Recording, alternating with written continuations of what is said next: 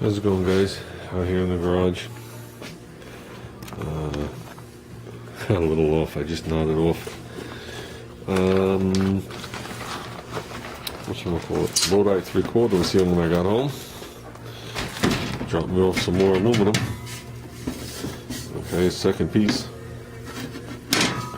So, I mean, he asked me what I needed, but I only needed one more piece.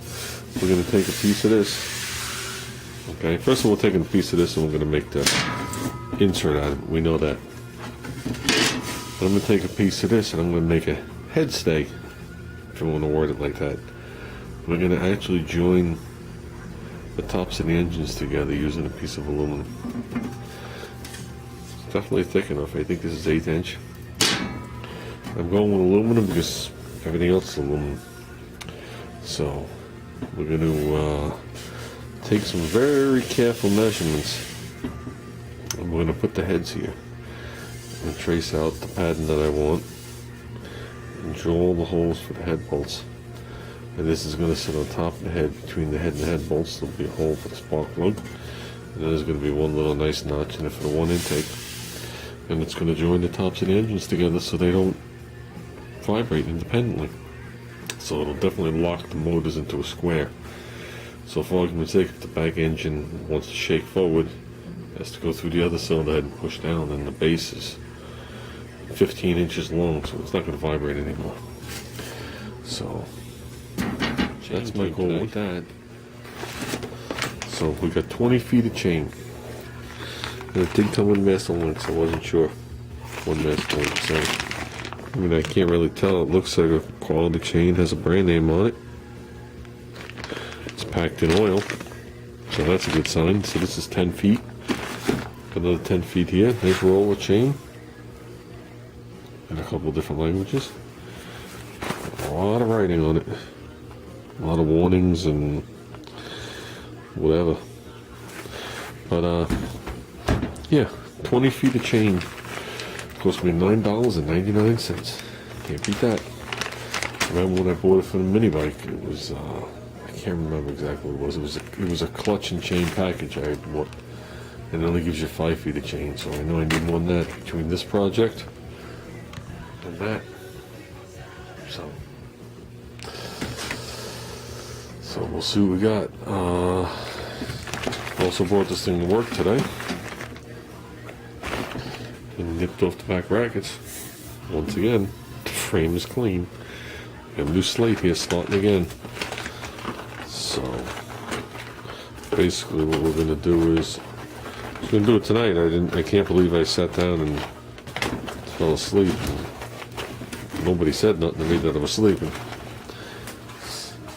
9 o'clock. That means I've been sleeping for 4 hours.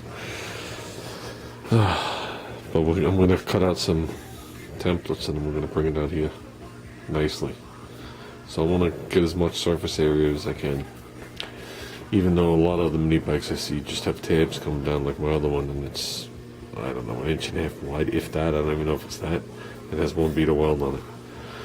I'm a little more safety conscious than that. So we're going to bring it.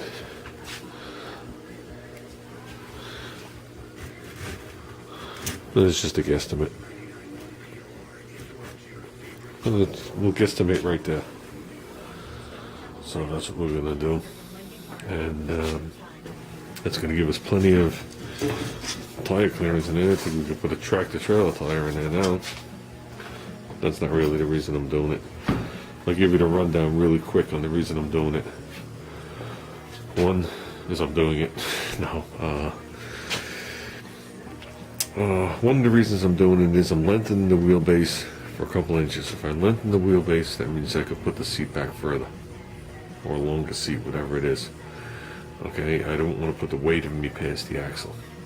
So, at this point here, if it landed there, that's 4.5 inches further than the way it came from the factory. The other one was up over here.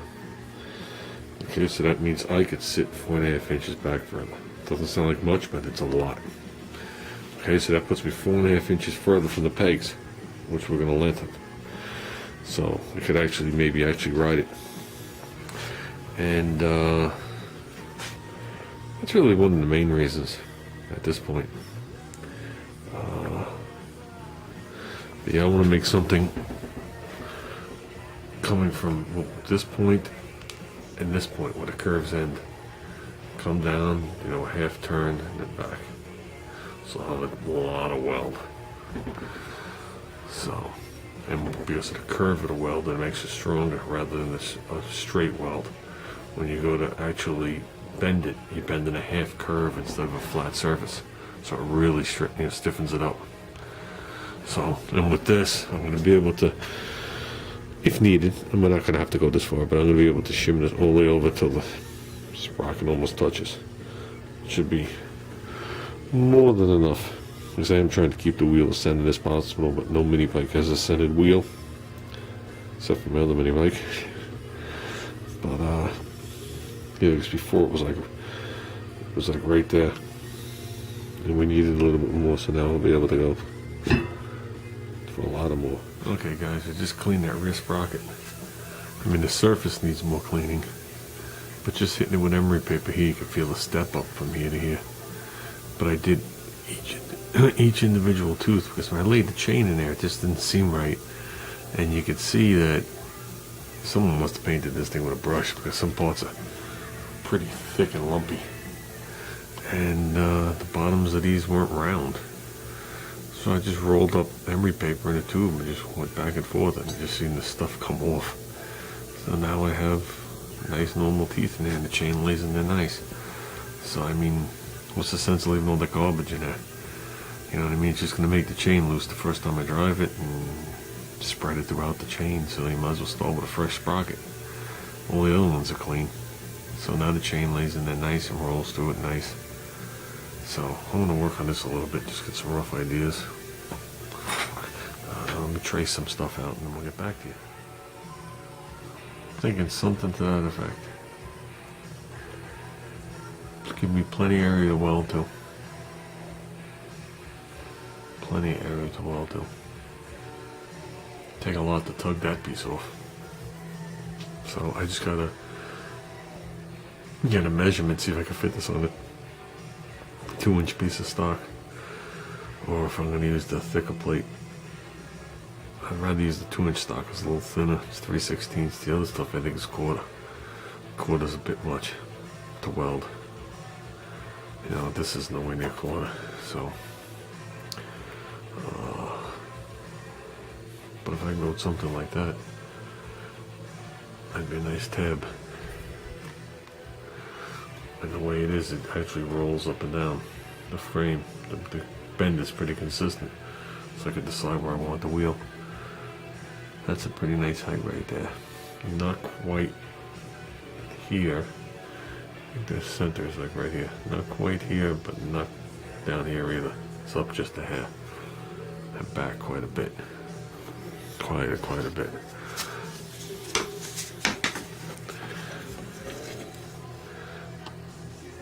Yeah, we're at a 4-inch wheelbase stretch there. So you guys gotta bear in mind, this tire was touching this plate when I put this plate in. So I don't have a fender here for mock-up because I'd like to do a fender too. So let's take a look.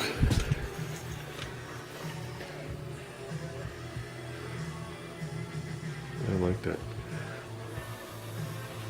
This thing's getting longer and longer, guys. I definitely like that.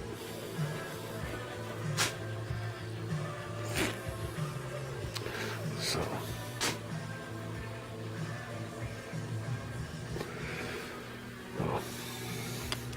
let me transfer that over to this. It's a little thicker, and we'll work on it from there. See if I got to transfer it over to a file. So. And to you, all you younger guys, yes, we used to do this stuff by hand. We didn't use programs on the computer to design stuff. That's when talent was talent. I'm not saying I'm talented, but that's when talent was talent.